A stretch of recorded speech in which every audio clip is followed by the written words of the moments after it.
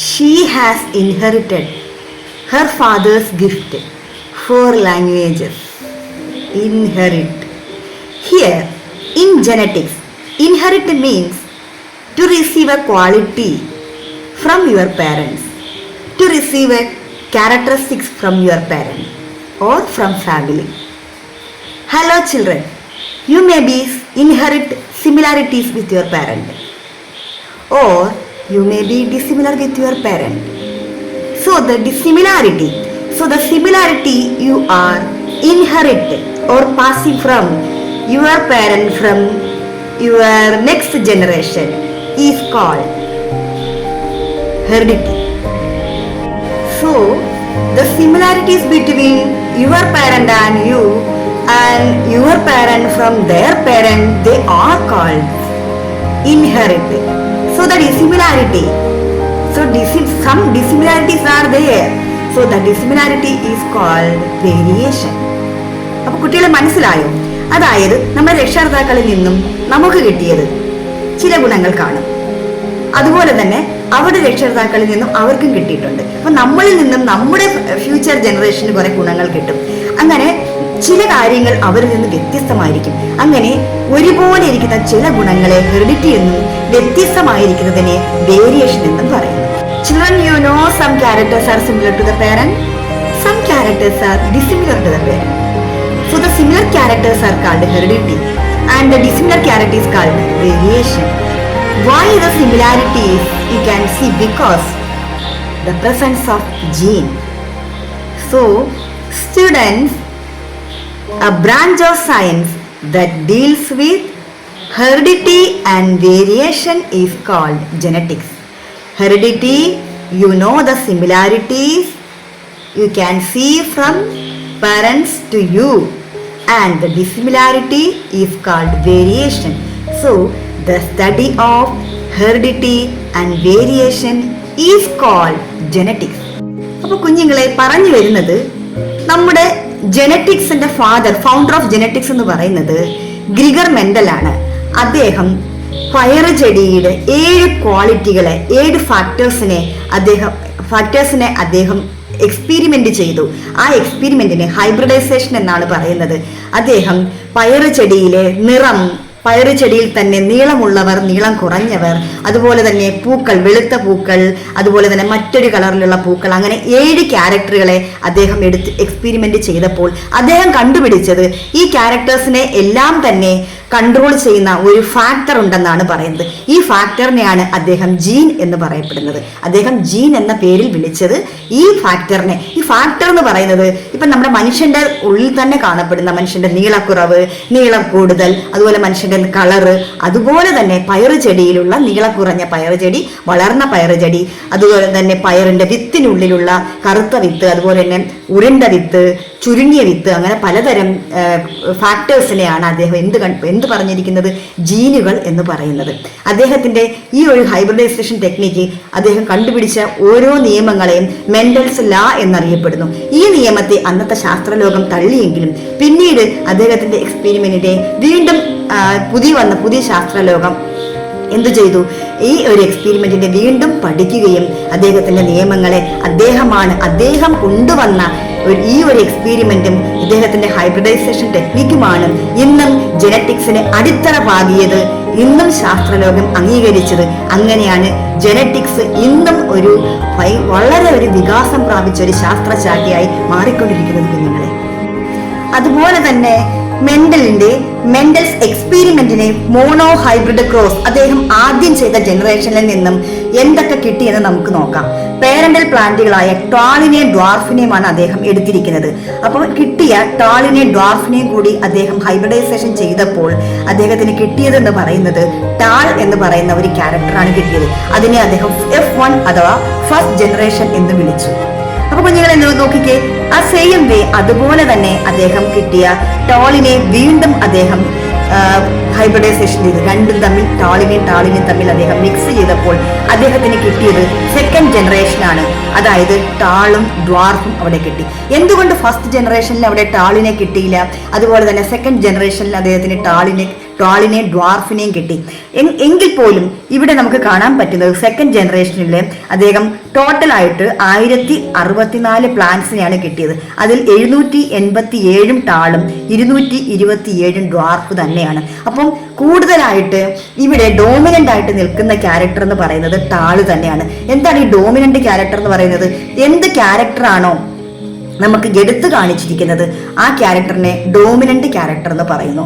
അതായത് നമ്മളിൽ തന്നെ ചില കുട്ടികൾക്ക് അച്ഛൻ്റെയും അമ്മയുടെയും കളർ കിട്ടാതെ ചില പുതിയ കളറുകൾ കിട്ടാറുണ്ട്. ചിലപ്പോൾ അച്ഛൻ്റെ കളറായിരിക്കാം, ചിലപ്പോൾ അമ്മയുടെ കളറായിരിക്കാം, അമ്മയുടെ ക്വാളിറ്റി ആയിരിക്കാം, അച്ഛൻ്റെ ക്വാളിറ്റി ആയിരിക്കാം.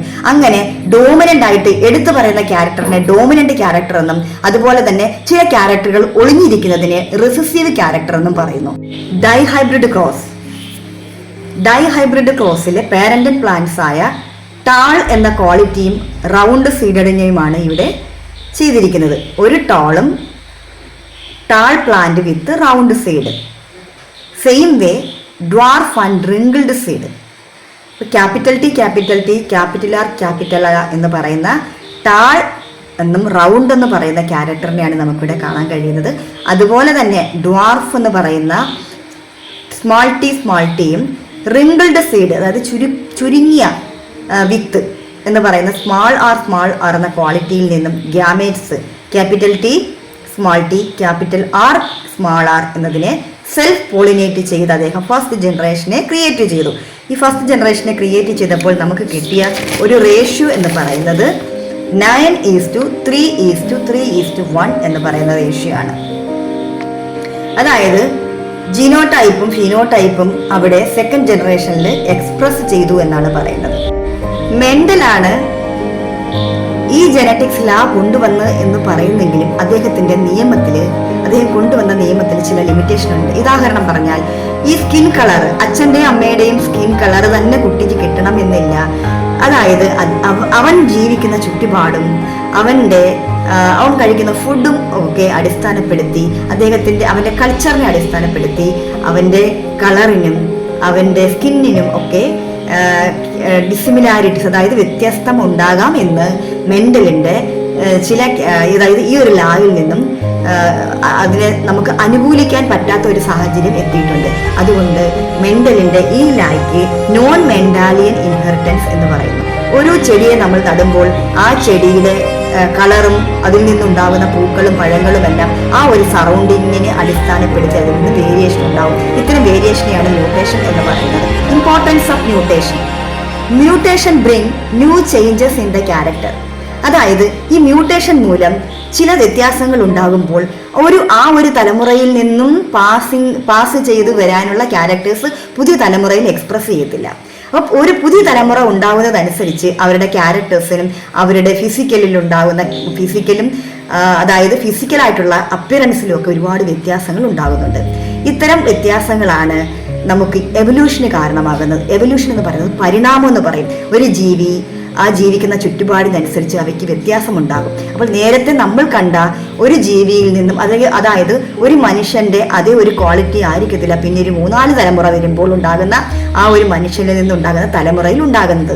അതുപോലെ തന്നെ ഏതെങ്കിലും ഒരു പർട്ടിക്കുലർ ഒരു സ്പീഷ്യസിനെ എടുത്താൽ പോലും ആ സ്പീഷ്യസിന്റെ ക്വാളിറ്റിയോ ആ സ്പീഷ്യസിന്റെ നിറമോ അത് ജീവിക്കുന്ന ജീവിത രീതിയോ അത് കഴിക്കുന്ന ഫുഡോ അതിന്റെ സാഹചര്യങ്ങളോ ഒന്നും ആയിരിക്കത്തില്ല. പുതിയൊരു തലമുറയിലേക്ക് വരുമ്പോൾ ആ ജീവി തന്നെയാണ്, പക്ഷെ അതിൽ നിന്നും ഒരുപാട് വ്യത്യാസങ്ങൾ ഉണ്ടാകാം. ഒരു ജീവിയിൽ തന്നെ കുറേ വർഷങ്ങൾ കഴിയുമ്പോഴത്തേക്കും കുറെ ചേഞ്ചസ് ഉണ്ടാകാം. ഇത്തരം ചേഞ്ചസിനെ മ്യൂട്ടേഷൻ എന്ന് പറയുന്നു. ഈ മ്യൂട്ടേഷനാണ് എവല്യൂഷന് കാരണമാകുന്നത്. The next one is genotype and phenotype. What is genotype? Genotype is the genetic appearance of a plant or organism. What is phenotype? Phenotype is the physical appearance. So here in pea plant you can see tall. So many plants are there. They are tall. The tall plants, we can see the quality of the plant that is tall. So the tallness is called phenotype. Because you can see the plant physically they are tall, so it is called phenotype. What are genotype? Some plants are there, they are dwarf, so some qualities, some plants are their characters are hidden. അതായത് ഈ പ്ലാന്റിനെ നമ്മൾ hybridisation ചെയ്തപ്പോൾ tall എന്ന് പറയുന്ന ഒരു ക്യാരക്ടറാണ് നമുക്ക് കാണാൻ കഴിയുന്നത്. അപ്പോൾ ഡ്വാർഫ് എന്ന് പറയുന്ന ക്യാരക്ടർ അവിടെ ഉറഞ്ഞു കിടക്കുകയാണ്. അപ്പോൾ ഉറഞ്ഞു കിടക്കുന്ന ക്യാരക്ടറാണ് ഇവിടെ ജീനോടൈപ്പ് എന്ന് പറയുന്നത്. We cannot say the character, it is called genotype. Genetics career opportunities. എന്താണ് ജനറ്റിക്സ് കരിയർ ഓപ്പർച്യൂണിറ്റീസ് എന്ന് പറയുന്നത്? ജനറ്റിക്സ് എന്ന് പറയുന്നത് ഇപ്പം വളരെ ഒരു വികാസം പ്രാപിച്ച ഒരു ഫീൽഡാണ്. It develop into genetic engineering. Genetic engineering എന്ന് പറയുന്ന ഒരു ഫീൽഡിലും ഇത് വളരെയധികം വികാസം പ്രാപിച്ചുകൊണ്ടിരിക്കുന്നു. Based on this genetic engineering now have a significant impact in many areas such as agriculture, health care, environmental protection, food production etcetera. അതായത് ഇപ്പോഴ് പുതിയ തരത്തിലുള്ള കൃഷി രീതികളെ പറ്റിയും പുതിയ സംവിധാനത്തെ പറ്റിയും പുതിയ രീതിയിലുള്ള വിത്ത് ഉൽപാദനത്തെ പറ്റിയും എല്ലാം തന്നെ നമുക്ക് ഓപ്പർച്യൂണിറ്റി വഴി തെളിച്ചു കൊണ്ടുവരുന്ന, എസ്പെഷ്യലി കരിയർ ഓപ്പർച്യൂണിറ്റി വഴി തെളിച്ചു കൊണ്ടുവരികയാണ്.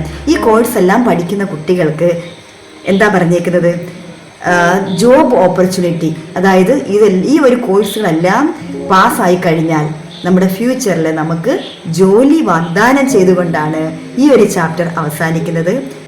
So learn and enjoy with genetics, because genetics opening A door for you, a job opportunity. So let's enjoy the lesson very well. Be happy, stay healthy. Thank you so much for watching this video. God bless you all.